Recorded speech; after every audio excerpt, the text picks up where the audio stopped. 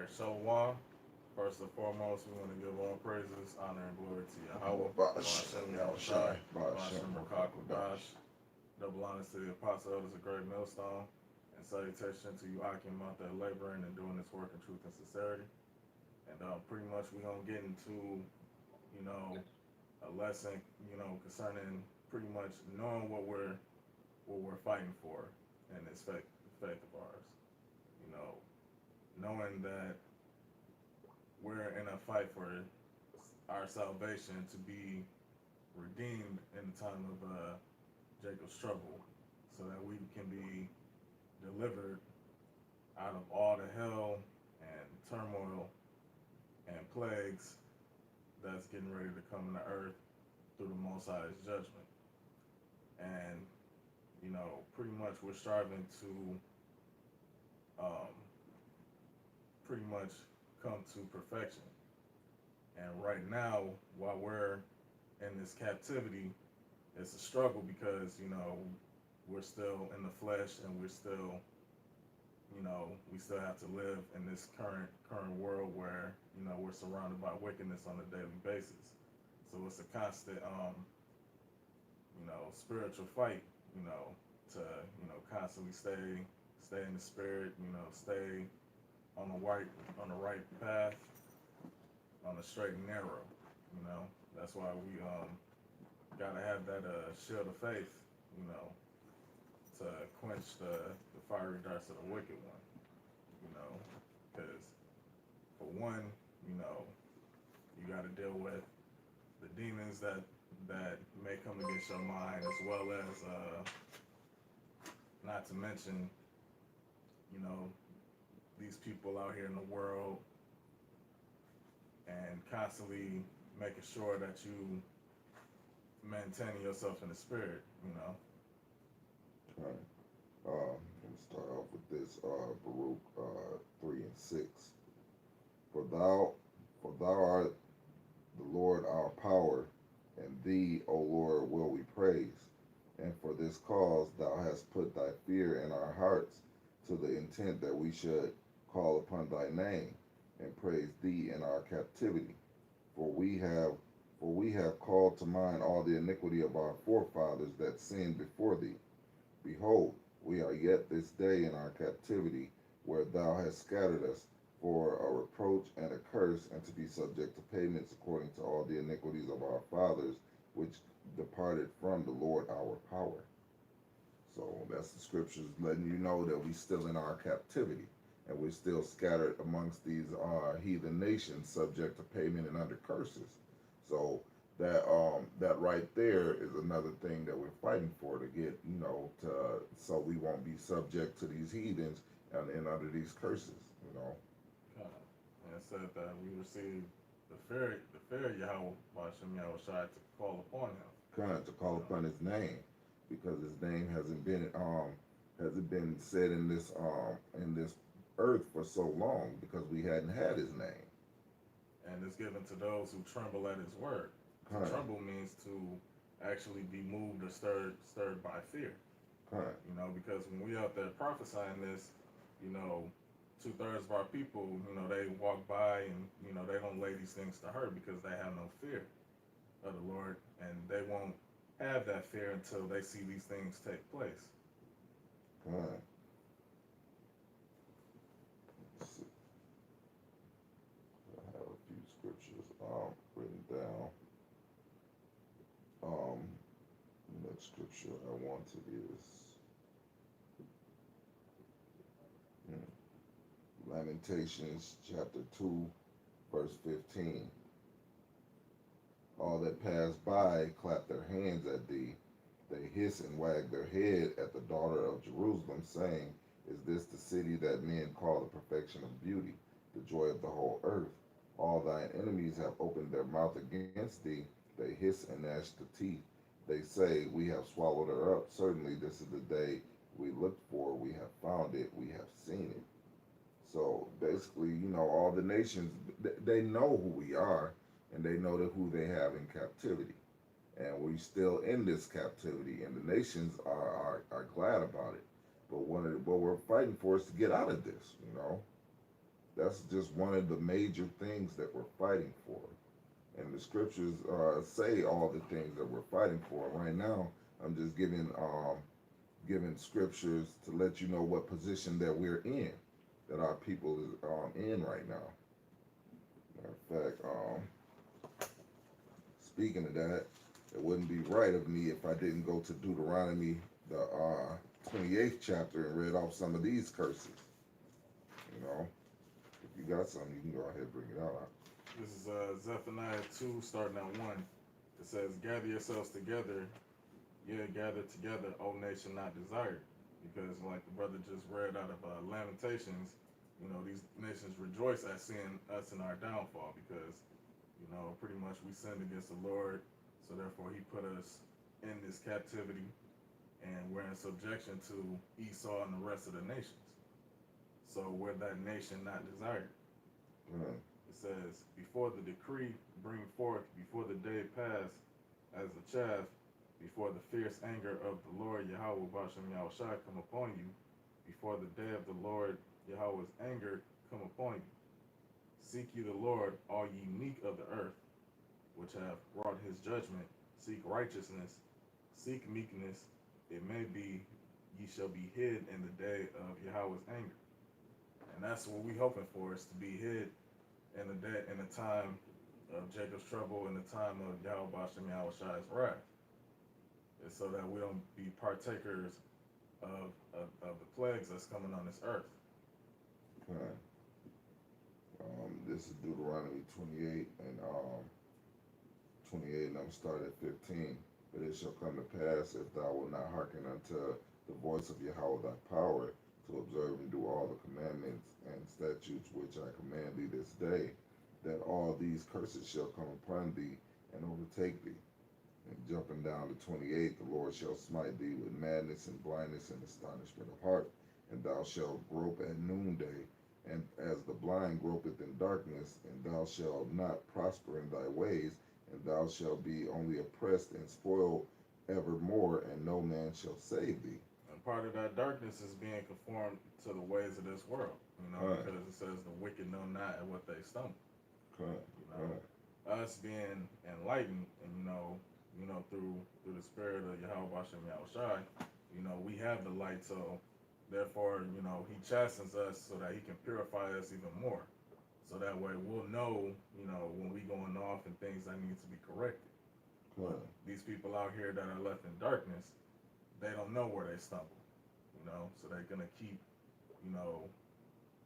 heaping onto their own sins, onto their destruction. This is Jeremiah 15 and 5. For who shall have pity upon thee, O Jerusalem? Or who shall bemoan thee? Or who shall go aside and ask how thou doest? Thou hast forsaken me, saith Yahweh. Thou art gone backward. Therefore will I stretch out my hand against thee and destroy thee. I am weary with repenting. I mean, and not even at the same time, like, you got these Edomites that may even kind of show sympathy for some of these jakes that get killed unjustly, by their police force. It still doesn't show any real pity because they still uphold the system. They're still not going to go against the system that benefits them. They're not going to overthrow this government when they get so many benefits with it. Right, especially not on Jake's behalf, not on our behalf. Yeah, I'm gonna let's see. It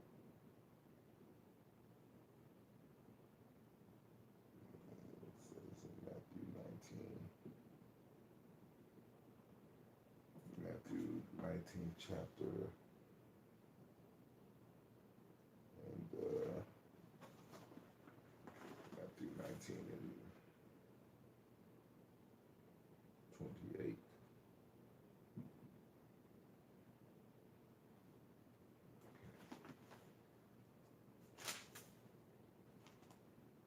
This is Matthew 19 and 28. And Yahushua said unto them, Verily I say unto you, that ye which have followed me in the regeneration, and there you go right there.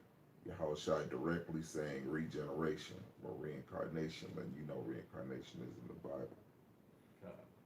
Ye which have followed me in the regeneration, when the Son of Man shall sit in the throne of his glory, ye also shall sit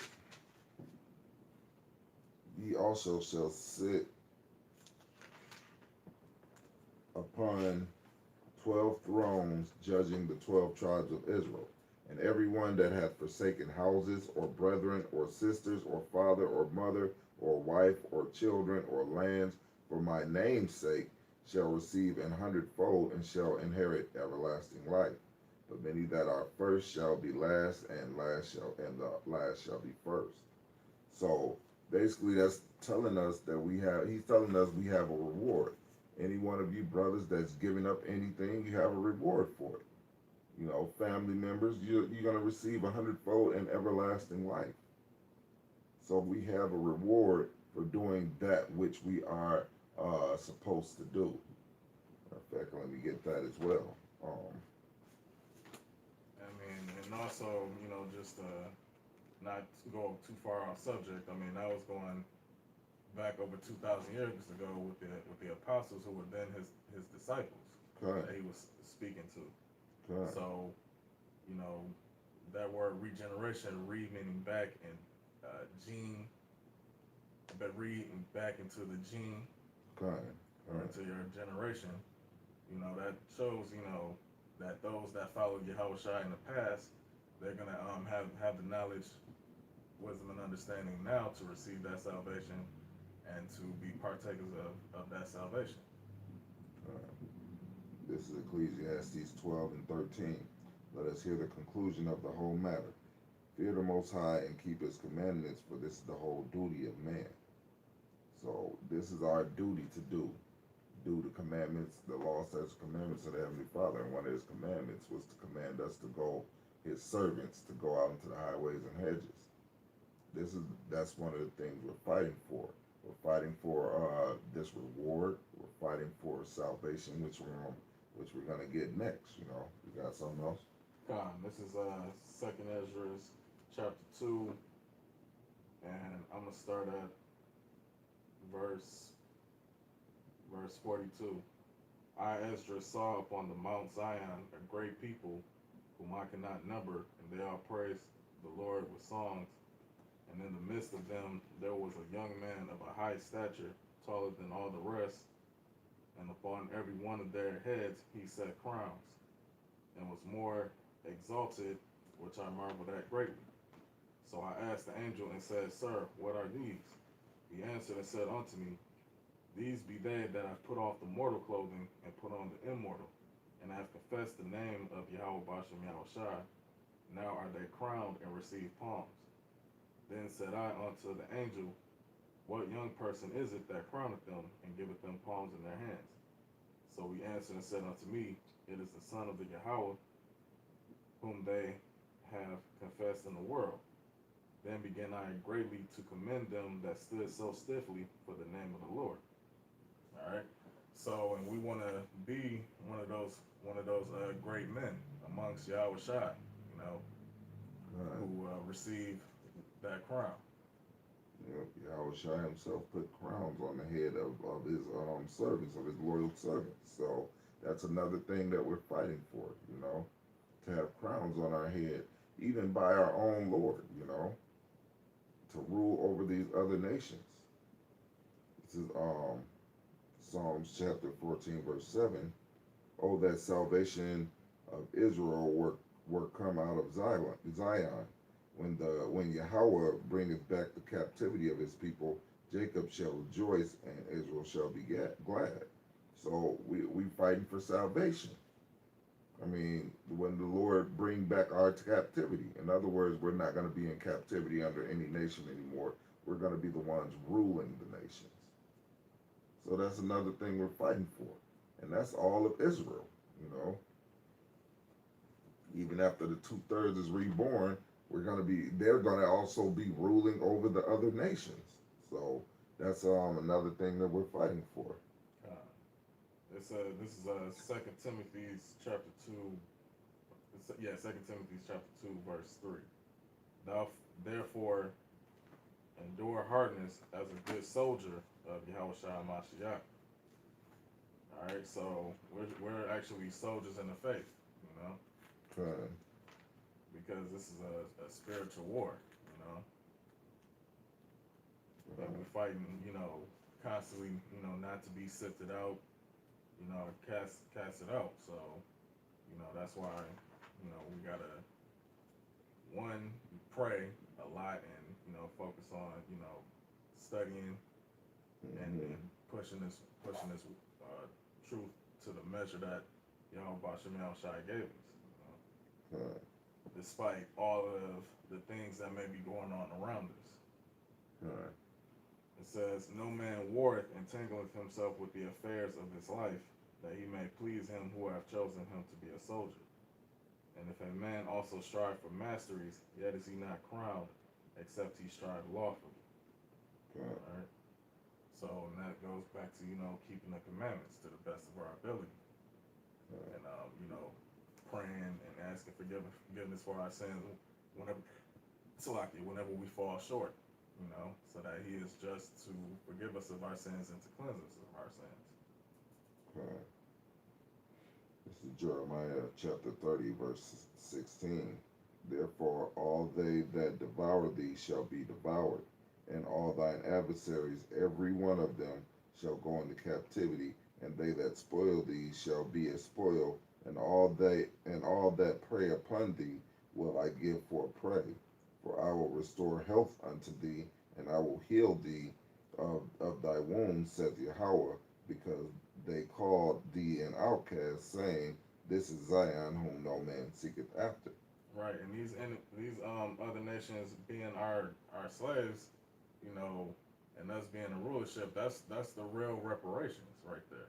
Okay. You know, that's a proper balance of the Most High when He casted us down and allowed Esau and these other nations to rule over us with rigor and with hatred. Mm-hmm. And now it's gonna be set back in the right balance, knowing that those things were unjust for these heathens to do to us because they touched the apple of the Lord's eye, and now they're about to get a recompense for it, which is payback. Like the brother GMS Hawaii had brought out with that goop going to court in blackface, talking about you're treating me like a black man. And the other nations look at us like we supposed to be treated like we not shit. We're the children of Israel. We're the sons of Israel. But the other nations look at us like we supposed to be downcasted.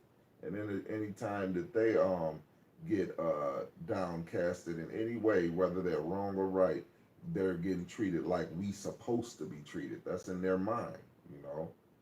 Like we a nation undesired. So, you know, they know even though we getting treated wrong and everybody knows we're getting treated wrong, they believe that that's right in their eyes, and they shouldn't be treated like that. It's like, okay, you all you nations got to pay for that. I mean, and that's what it's saying in these scriptures about all they that devoured us shall be devoured. In other words, we're gonna be in the power seat, you know, and we're in this thing to be in that power seat. And I got a couple more scriptures I wanted to bring out. Let's see, Matthew the 20th chapter. I want to bring that out. Just like that prophecy that Yahweh put the spirit on Balaam to prophesy, you know, when the king of Moab wanted to curse Israel for their hurt, for Kind. you know, to be casted low, but you know, in the end of all that, we're gonna be exalted as a nation. Kind. And what did he say? He wished his end could be like Israel. You know. Before I get that, I want to get 2 Peter. 2 Peter.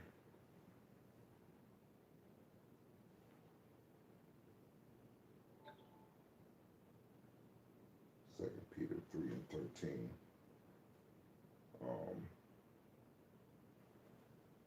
Yeah, Second Peter 3 and I'll start at 11. Seeing then that all these things shall be dissolved, what manner of persons ought ye be in all holy conversation and godliness, looking for and hastening unto the coming of the day of the Most High, wherein the heavens being on fire shall be dissolved, and the elements shall melt with fervent heat. That's the judgment day, when the Lord Yahweh Bashem Yahushai returns and puts judgment on this place by fire. Burns it up with fire. And that's the whole point, is for our souls to be redeemed out of this, for us to be preserved and saved from all of that destruction. From that judgment. Nevertheless, we, according to his promise, look for new heavens and a new earth wherein dwelleth righteousness.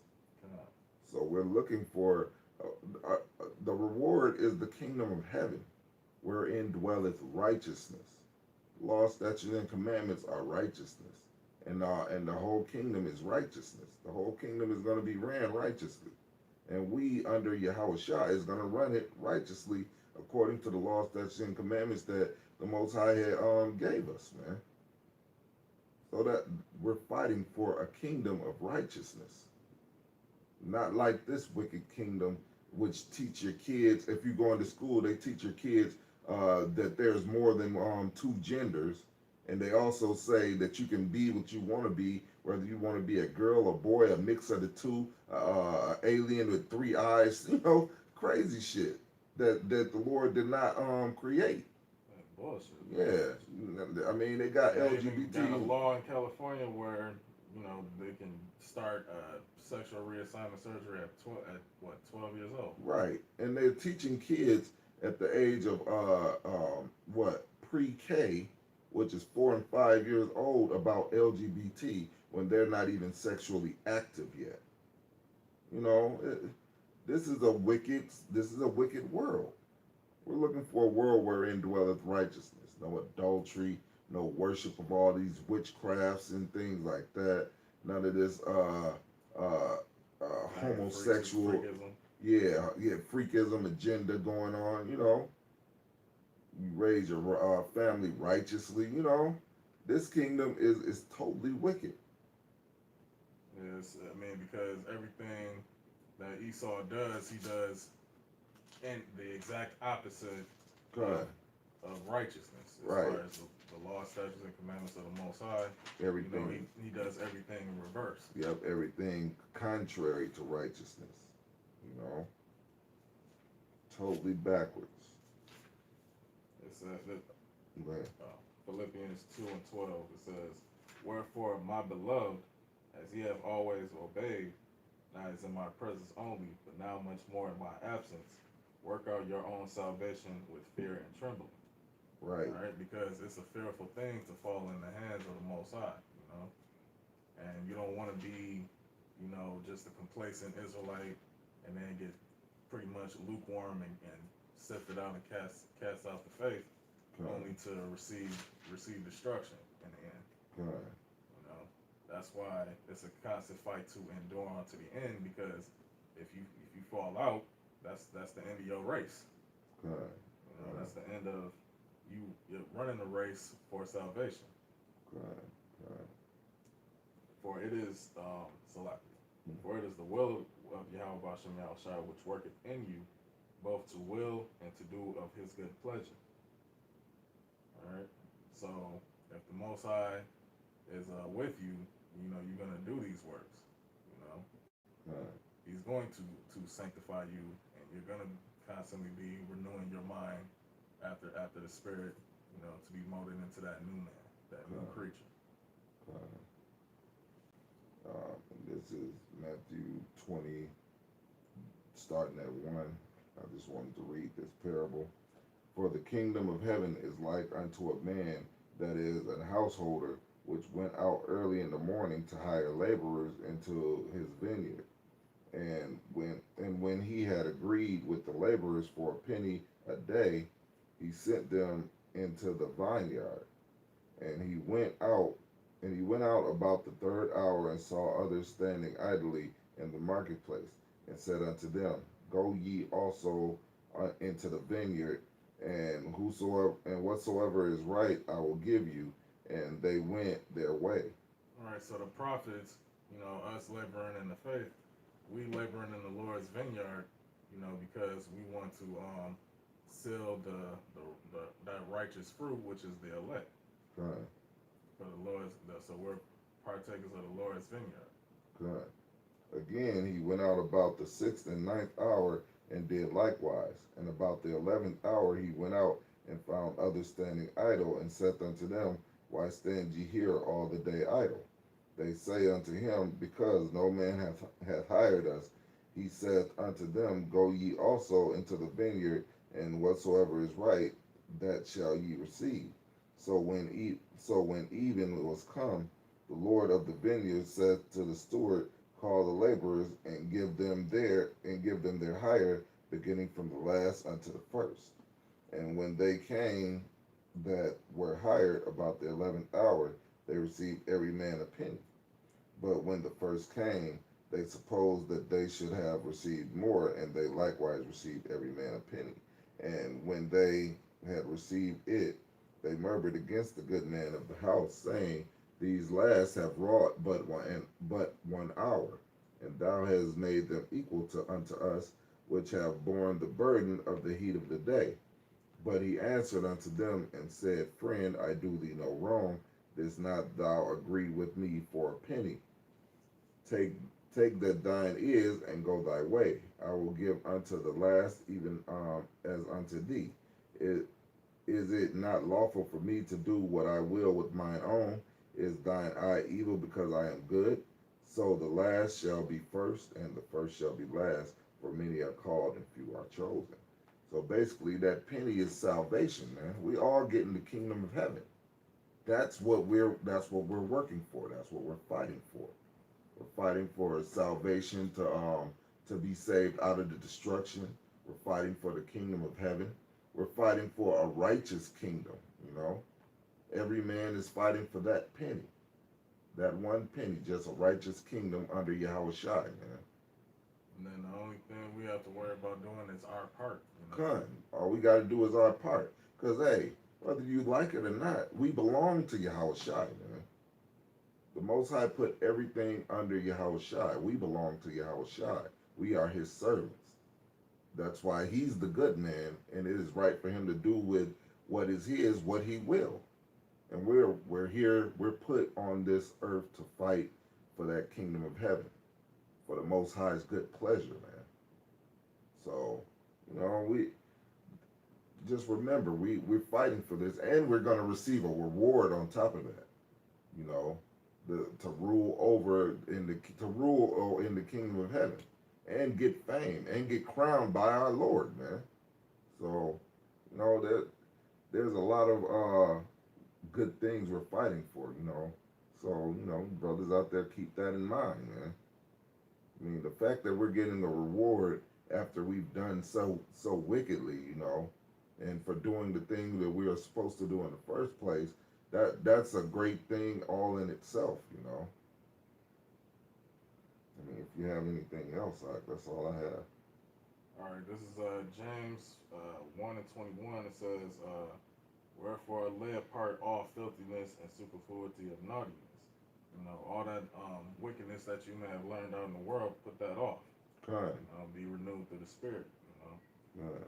and receive with meekness the engrafted word, which is able to save your souls. Good. Salvation, that penny, man. Because without that penny, hey, we would get the same judgment as everybody else, which is death. Yeah. So I guess we can pretty much wrap it up from there, unless you got another point or another precept. That was all I had. Okay. So, with that, I hope you brothers was edified, all praise and glory to Yahweh, Ba'ashem Yahushai, Ba'ashem Rakakwadash. Double honors to the apostles, salutations to you brothers, doing the work in truth and sincerity, and we hope you was edified by this video. And until the next time, Shalom.